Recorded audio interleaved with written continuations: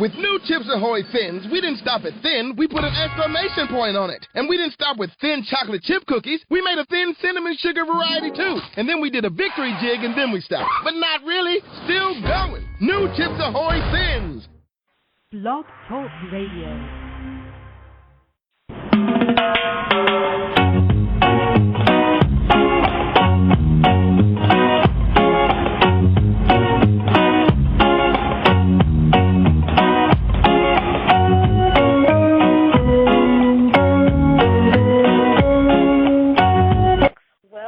To another conversation.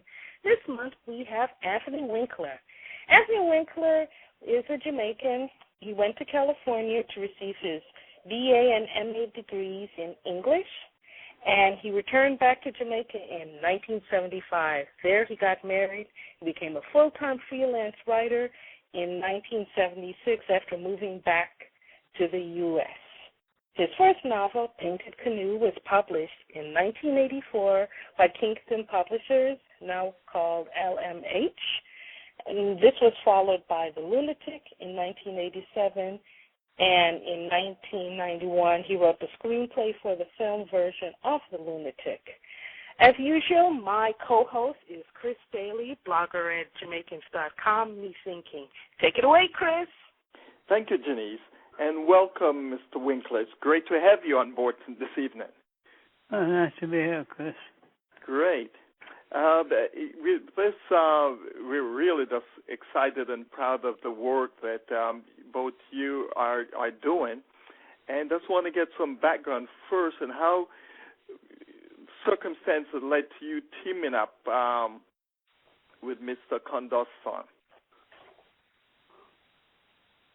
Oh, you want to know how come I'm teaming up with him? I'm not teaming up with him. Oh, you're not teaming up with him. Okay. As far as I know, I'm not. I'm just here to answer questions. The fact that I never met the gentleman. Right. So do you know much about the Jollywood program? No, I don't. I don't know a thing about it. Okay. All right. Well, just give us a sense of, you've written several books here, and that captures some of the essence of Jamaican. Tell us what were some of the motivations behind you writing your books? Well, if you're a writer, you're impelled to write. Nothing can stop it. You're either going to write or you're going to die. And I started writing. I had my first short story published when I was 16 in Jamaica. And I went from there to other short stories that were published by the Gleaner. At the time, the Gleaner was really the only outlet for short stories. And what they would do is they'd have on Wednesday a feature they called the Wednesday Reader. Okay. And they'd have a short story there. And they edited it as they saw fit, and then they put it on. And I got some notice as a result of that, but not a lot. So at 16, you had that kind of break. So you had a passion for writing very young. What can you give us a little background? What you did in school as a boy to kind of grow this passion for writing?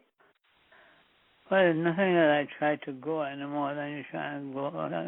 Somebody trying to grow a cucumber in the backyard or something. I just said I had the urge to write.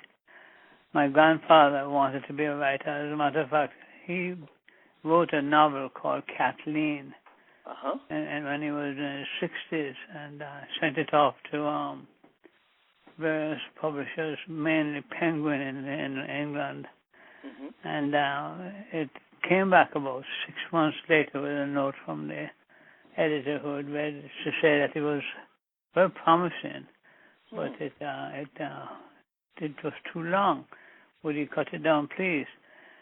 So he went about the business of editor, cutting it down, and then he died before it was finished. Oh, gee.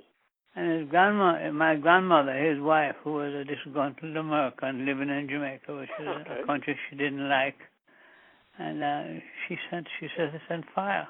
She burned it. Oh. I wrote a short story about that, which came out in the anthology, one of my anthologies of short stories. It was a wicked act. Exactly. That's a treasure that went up in smoke. Well, it may not have been literally any good. I mean, I don't know if it was any good. I never saw any of his writing. My mother read some of his writing and said that it was interesting and it was good. But at the time, I wasn't in a position to be critiquing anybody's writing, especially my grandfather, who was kind of a beloved icon in my life. Exactly. The lunatic is the one I know most best about. The characters that you develop, how do you go about developing a character? Is it claiming from your imagination, or you have other folks that you have in mind and you've just used those as to build upon? Well, everybody has his own method of generating short story topics or even novel topics. But in my case, I listen to the internal person, the one inside, and he has hunger, and he lets me know when he's hungry and it needs to be expressed. Right. And after developing the book, you then turned that into a screenplay. What using the different mediums, how did you do that transition and make it work for you? Well, it's a secret among writers, but the simplest, easiest, and most uncreative, I say, but that's not very true. The simplest and the easiest kind of writing in the world is screenplay writing. Screenplay writing is child's play. As long as you can write dialogue, and as long as you have a sequential imagination where you can slot things together, you can write a screenplay. The most difficult kind of writing in the world, I think, is writing a novel. But compared to that, screenplay writing is child's play. That's neat. It's going back to the writing idea and developing characters. How would you deal with the issues, the contemporary issues that Jamaica has today, and express that in the novel? Well, in the case of the lunatic, I lived in Montego Bay. In fact, I went to Cornell College and was expelled from Cornell College when I was 14. And at the time, I kind of hung around with a wide variety of people. I used to hang around with the whores that patrol the wall. There's a wall in Montego Bay that goes all the way from the library all the way downtown to St. James Street. Okay. And the whores used to patrol that wall, and they'd pick up men and do their business. And one of the things I always heard the Americans complaining about Jamaican men, they're so aggressive. They're so pushy. All they want is sex, sex, sex. Well, one day it occurred to me that this is crap. And I turned it around. And I had women now who were coming to Jamaica, hungering for these men, and willing to take a chance and disease just for the sexual thrill and experience. And that was what was motivating me, just turning the what I thought was a canard against Jamaicans around and giving it another point of view. That's genius. That's really genius. Let's talk about, are you working in any work right now, or that? What can we expect from you in the near future? Well, I have, in fact, I have 3 unpublished novels, and I think Macmillan must be getting tired of me. My novels all come out to good.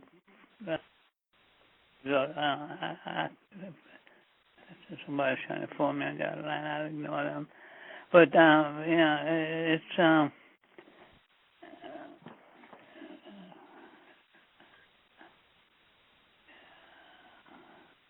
Okay, the line is clear now.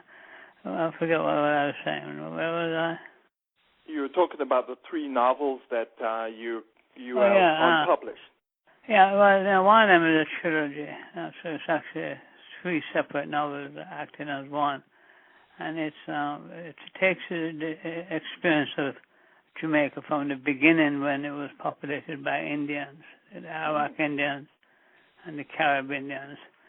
And it goes through a generation of their lives, and then it picks up the Englishman who came to Jamaica to grow cane and produce rum and the stuff that English people wanted. Not many people know this, but in 1805, Jamaica produced more rum, more sugar than any other 2 major producers combined. Jamaica was fabulously wealthy in those days.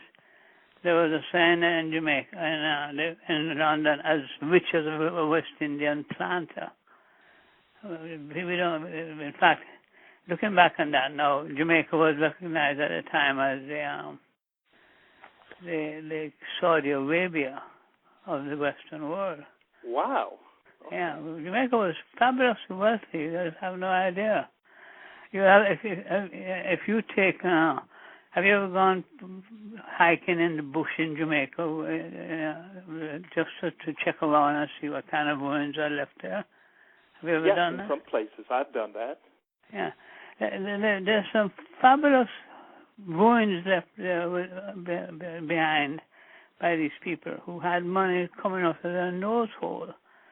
The problem with life in Jamaica in those days is that the mortality rate was astronomical.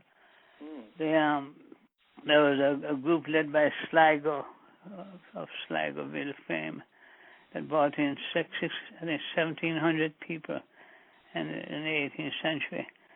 And a month later, something like 1,000 of them were dead. What was the pathology? Mosquitoes. Oh.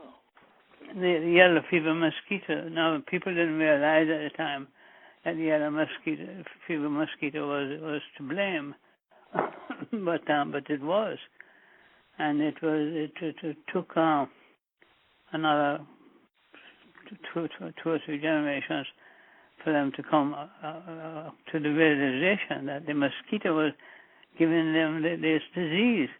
Now, up to that point, what they noticed, cause and effect, that the higher up you lived, the less likely you were to come down with yellow fever. Okay. And that's why Newcastle was built. Newcastle in the Blue Mountains. It's high enough that the mosquito actually can't exist up there. It's too cold for them. Okay. So, and in fact, there's if you go to, last time I lived in Jamaica, I taught at Monique Teachers College. And Monique Teachers College is in the hills of St. Anne's. Yes. And the mosquito population there was sparse compared to, say, Kingston. By the time you got down to the sea level, the mosquito would eat you alive. So that was part of the demise because of the mortality issue. Mortality, yeah, but it was the mosquito that was responsible for it. And one of the reasons that the black slaves were brought into Jamaica in such great numbers, they outnumbered the Jamaicans, natural-born English Jamaican, 20-1. But one of the reasons is that they had immunity against the yellow fever mosquitoes. Oh. And in fact, there's a theory now being investigated by medicine. Maybe they've come to a conclusion that the mosquito is not attracted to black men or black women because of the same consequences and diseases that give them today that bone disease, I forget. Osteoporosis? Osteoporosis. For the bones? It's joints. The joints? Okay, like arthritis? No, not like arthritis. I have another drink here, and I'll come up with it in a little while. But anyway, it was this element that produced this immunity. Mm-hmm. And that's why the poor black people were brought in such droves, because they survived. Whereas the little Morgan white man that was brought over there died within about a month. Seaford Town, that's a good example. Have you ever been to Seaford Town? I've not had that privilege.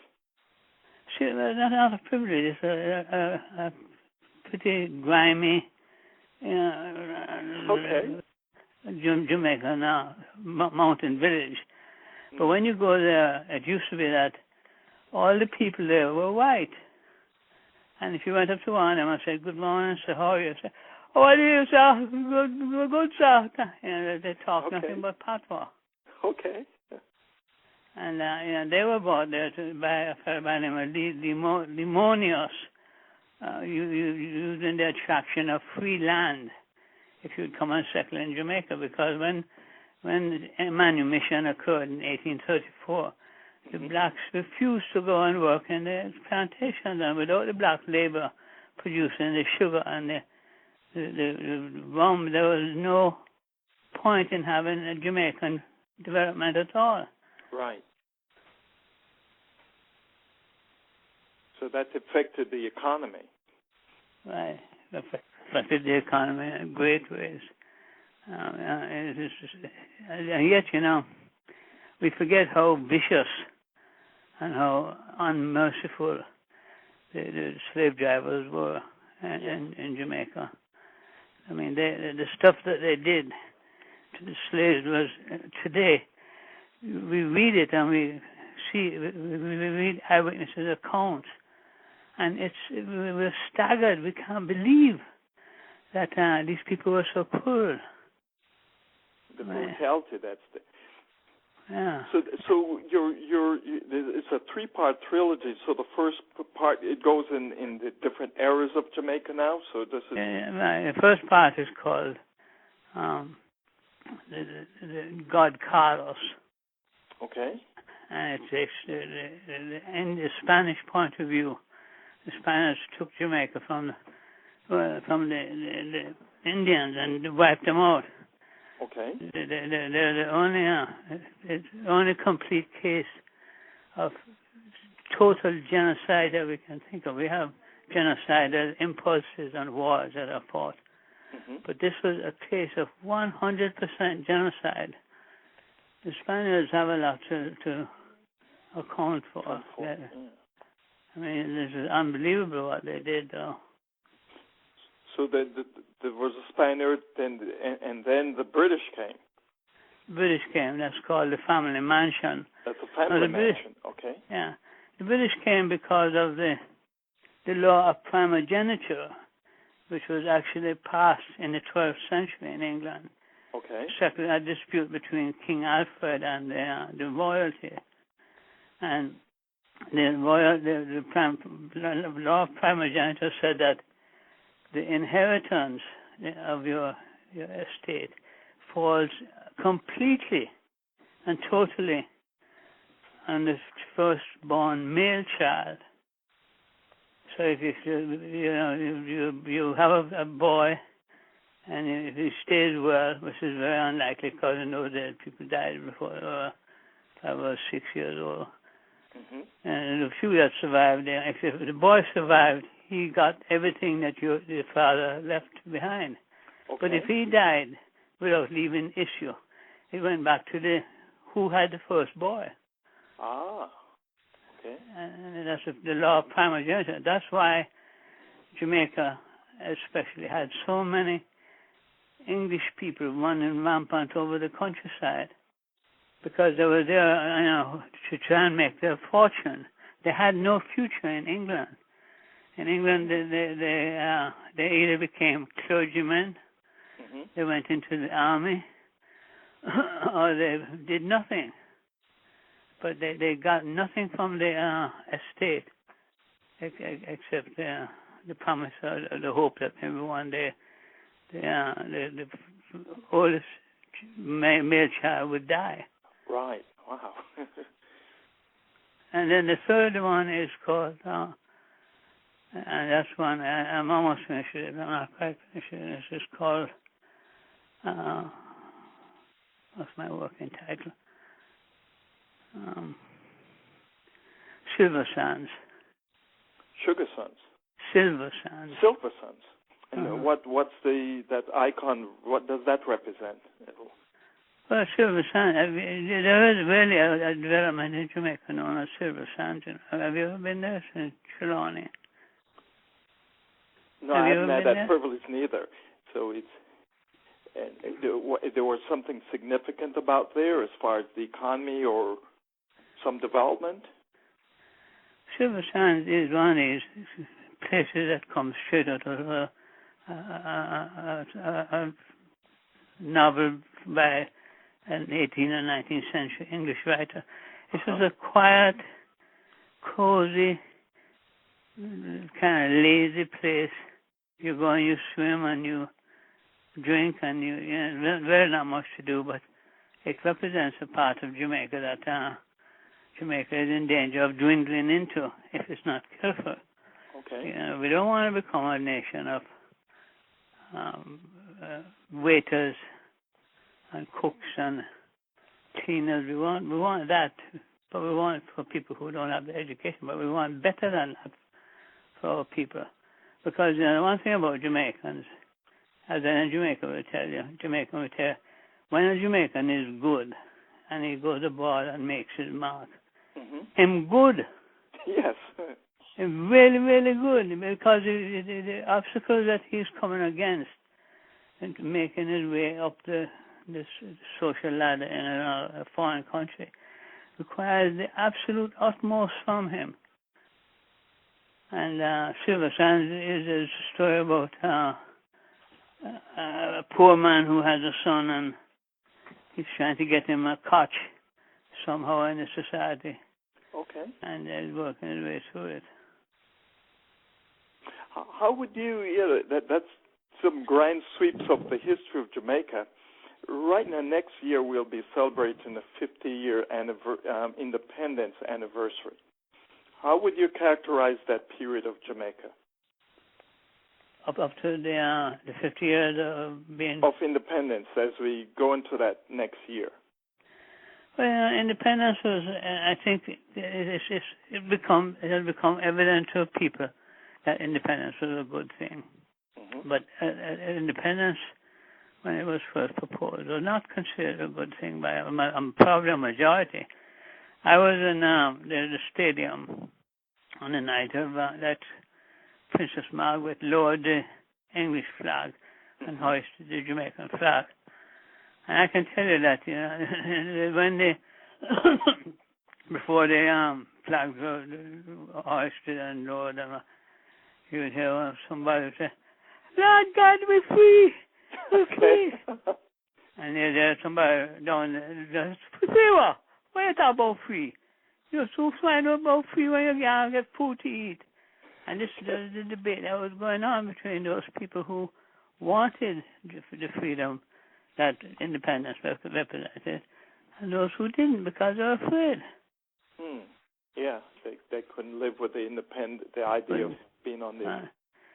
And of course, an Englishman was very hard on Jamaica. He was a wound in the Jamaican personality. Okay. I mean, he took advantage of us, took advantage of our place in the world, sunshine and all that. And he could come to Jamaica, and if he had a little bit of money, his money was multiplied by 20 or 30 because it gained that much in value in Jamaica. Now here we are on the threshold of growing up into full nationhood. What wisdom and advice would you have for the young generation to be able for Jamaica to reach its destiny?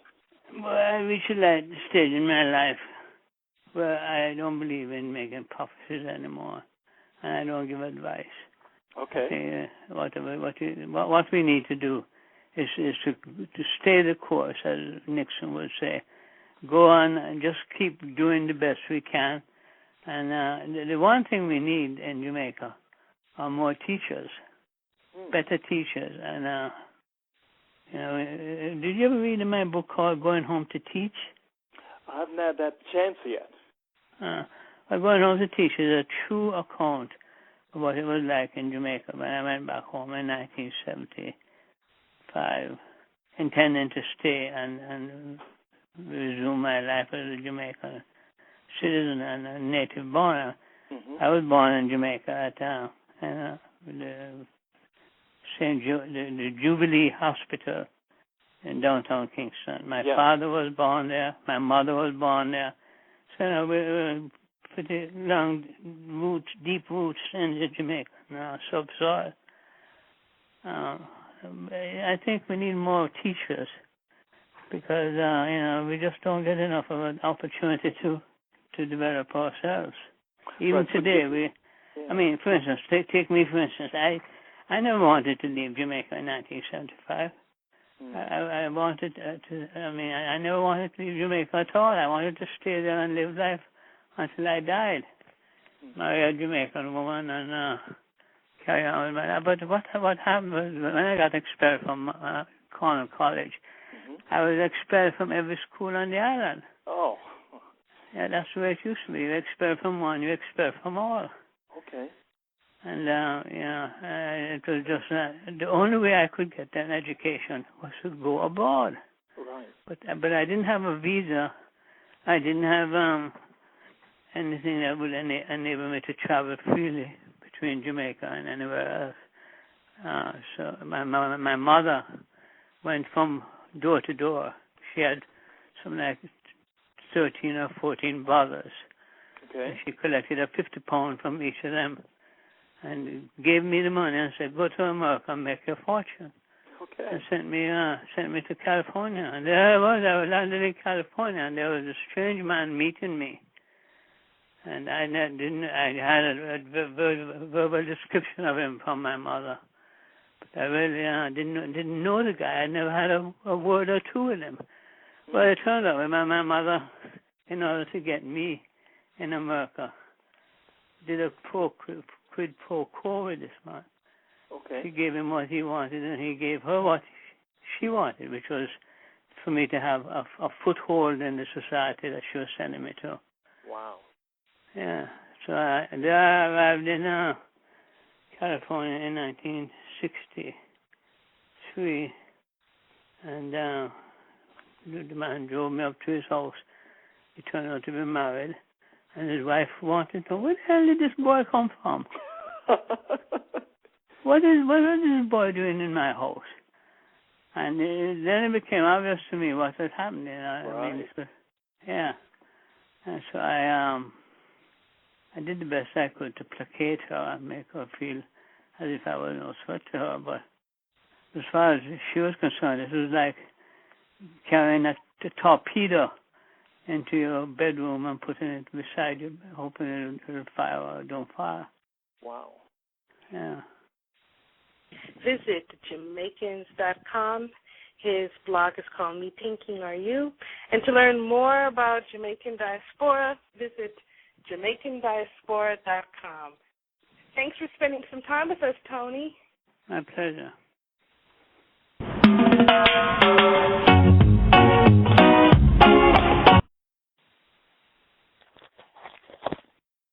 Keep yourself and your wallet healthy with Wellness Plus with Plenty at Rite Aid. In addition to Plenty points, earn Wellness Plus points every time you shop. $1 spent on everyday items gets you 1 point, and get up to 25 points on every prescription you fill. When you've reached 1,000 Wellness Plus points, you'll get 20% off our regular prices for a year. And that's just one of the 4 ways to save. Now through October 1st, earn 1,000 Plenty points when you spend $30 on select P&G products. See RiteAid.com and Circular for details. With new Chips Ahoy Thins, we didn't stop at thin, we put an exclamation point on it. And we didn't stop with thin chocolate chip cookies, we made a thin cinnamon sugar variety too. And then we did a victory jig and then we stopped. But not really, still going. New Chips Ahoy Thins.